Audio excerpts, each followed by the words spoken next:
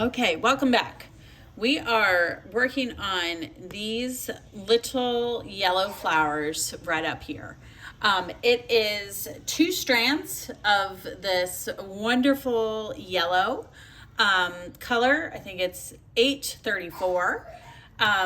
We have 2 strands, and we're doing lazy daisies here at the top of the flowers. Now, we're gonna you can see I started work on this already. So to recall what a lazy daisy is, we pull our needle through the fabric, and then we're going to go right back down where we came up. But we're not going to close or pull tight because then we'd lose our loop. So we want to keep our loop, so we keep our finger in the middle of the floss. We wrap or put the loop and pull our needle through, and we have the floss catch the end of the loop, and then just a small stitch, and we tack it down at the end of the petal. All right, so that's our lazy daisy stitch. Now for the top part of the flower, we're going to do a French knot. So again, just to review what a French knot is, you pull your floss, your needle and your floss up, you take it to the side, you have your needle here, and you wrap your floss around 1, 2, we're gonna do it 3 times. Put the needle, push it through the fabric, hold the extra floss to the left, and you wanna make sure that you're pulling it tight as you go down. And then you have your French knot at the end, or at the top of that flower. Now let's go to the next one. Here, you can't really see with my drawing, but we're gonna, on average, do 3 yellow petals per flower. So we're gonna do 1 over the stem, and then 2 to either, or 1 to either side. So here's the lazy daisy. We're gonna do the loop, and then we'll tack it down at the end of the petal. So I'll come straight up.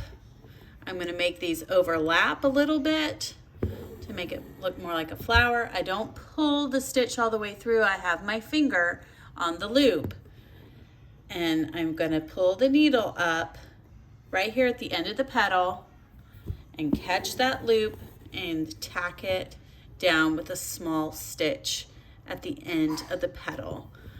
So that it stays open and that loop lays flat against our fabric. So again, come up and down through the same hole. Don't pull it all the way through. Keep your loop open. Come up to where you want the end of your petal to be. Pull tight, but not too tight. You do want it to stay open, and then tack down your loop. And now for the lazy, or for the French knot here in the middle of the flower. So we'll pull our needle up, we'll hold it, the extra floss on the left to the side, wrap it around 1, 2, 3 times, put it down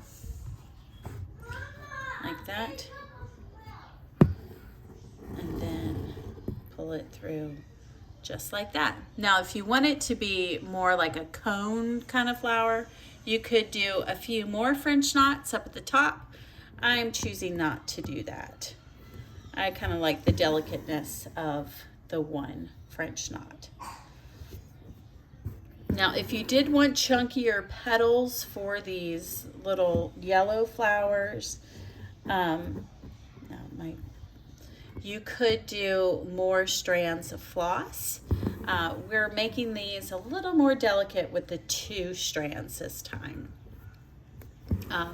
But you can always experiment and try and see what it would look like with 3 or 4 or even 6 strands. But they would have a very different effect of a chunkier flower. So again, we're doing the lazy daisy stitch. I come up, and then I'm going to put my needle right back down, and I make a loop. I keep it open with my left hand.